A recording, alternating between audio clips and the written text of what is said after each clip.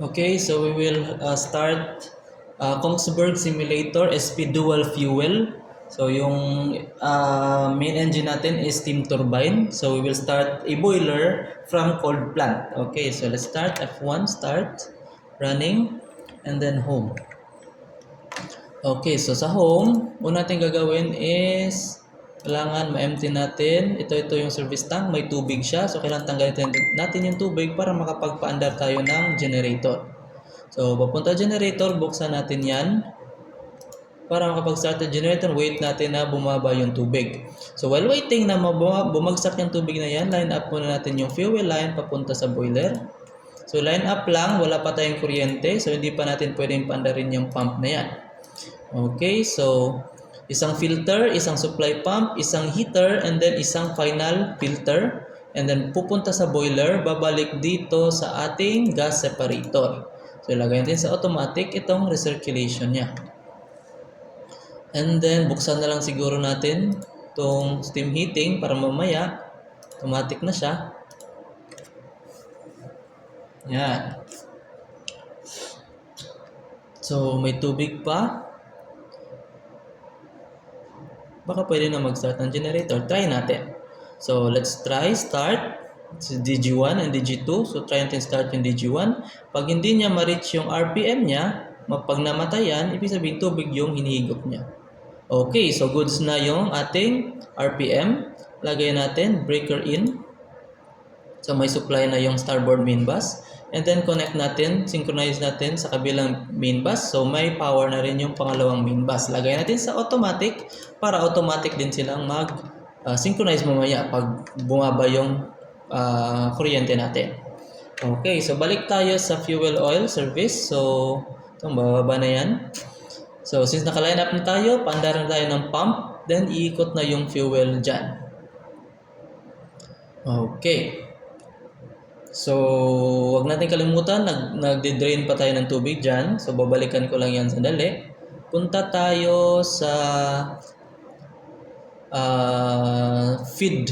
So, kailangan lagyan natin ng tubig yung ating boiler. So, ito yung boiler natin. Ito yung sa tubig niya. Kargahan natin. Dadaan siya ng economizer. And then, bubuksan natin to. Pero mamaya, gagawin natin yan automatic. Manual muna ngayon. So, buksan natin yan. And then, dyan, bukas. Galing dito, bukas yung suction and return. And then, yung feed pump mo, buksan mo na rin. Yan, feed pump. Yan, from the aerator. So, automatic control yung recirculation. And then, turn on the pump. Okay, turn on the dosage chemical para hindi mag-scaling yung ating ating boiler coil tubes. And then dito yan galing yung tubig. So kailangan kagaan din natin to tubig. So galing dyan, dadaan dito, dadaan dyan. So yan, buksan natin, manual muna. Bukas.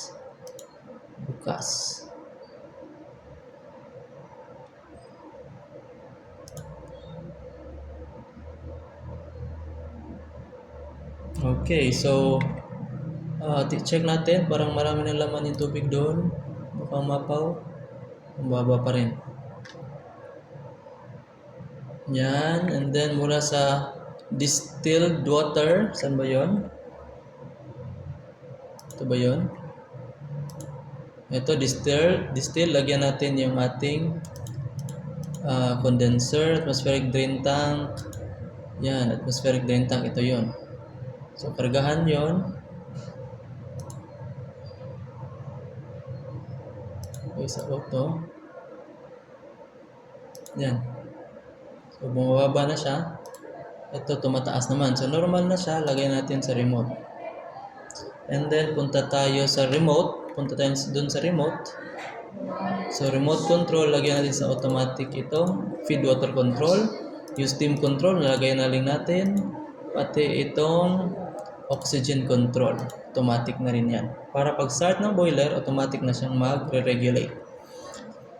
Okay, so okay na tayo dyan. Punta tayo dito sa boiler 1 fuel supply. Check muna natin yung derailleur pala, baka umapaw yung derailleur natin. Yan, dito derailleur, hindi naman umapaw. So normal na siguro yan. Ito, buksan natin drain from low pressure steam generator. Yan. So galing dito, dyan. So yan, kakaroon ng tubig doon. Automatic. Kung try natin automatic to, baka pumara to. Di naman.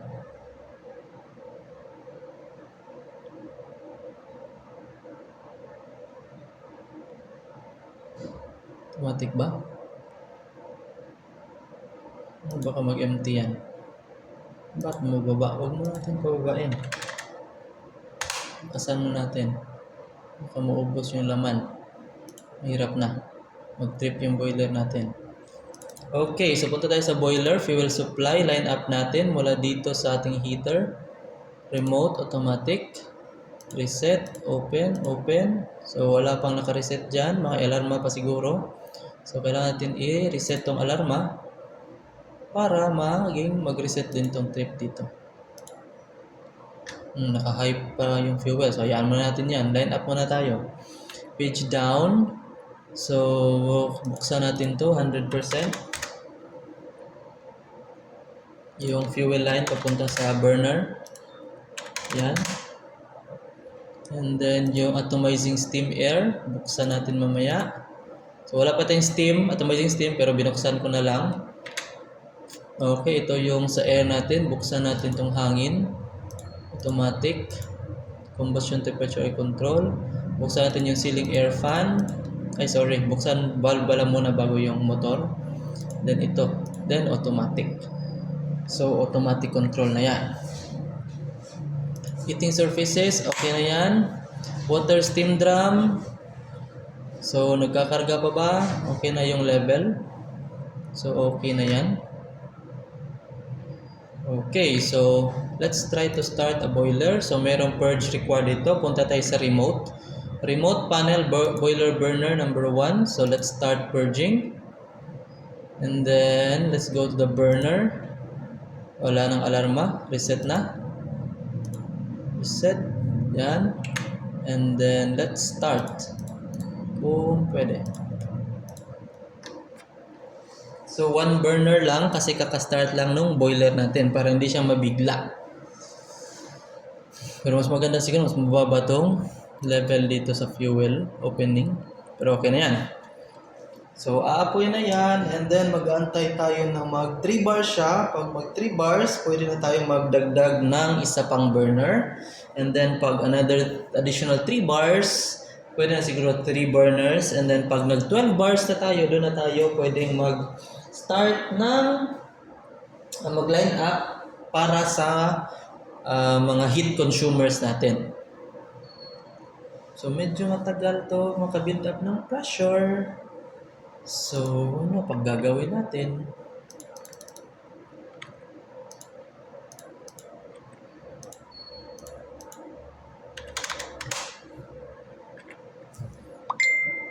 So yan, umapoy na siya. So that's how you start a boiler sa ating dual fuel engine or boiler pala, steam turbine pala to. Okay, so kung gusto mo naman magdagdag ng burner, pwede mo i-start yung pangalawa or pangatlo, depende na yan pag okay na yung pressure, pag nakainit na yung boiler mo. Okay, ganyan lang yan. Okay, so this is the boiler, so umaapoy na siya. And then automatic na yung control ng hangin natin. Okay, and then antayin na natin mag 12 bars. So that's how you start the boiler in a dual fuel Kongsberg simulator, engine room simulator. Okay, so see you on the next video. Yung next video natin is build up na tayo ng steam heating and then mag-start tayo ng turbine generator.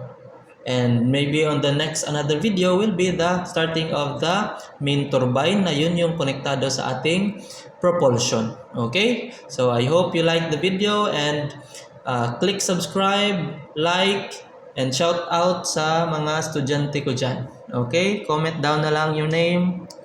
Goodbye!